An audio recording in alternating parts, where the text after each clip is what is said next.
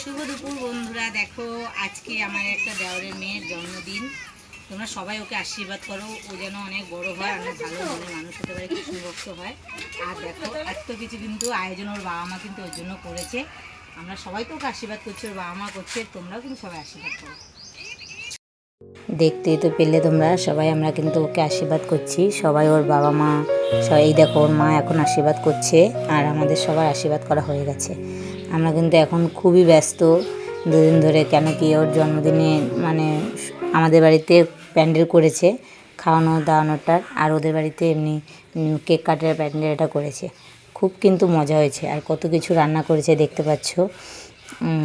ডাল করেছে, তারপরে মাছের মাথা দিয়ে মুড়ি ঘন্ট করেছে, মাছের মাথা দিয়ে বাঁধাকপি করেছে, 5 রকমের ভাজা, পমফ্লেট, পাবদা, তারপরে গলদা চিংড়ি, মাছের মুড়ো, কাতলা মাছের মুড়ো, কাতলা মাছের লেজ, তারপরে চকলেট, ক্যাডবেরি, এগুলো তো ছিলই।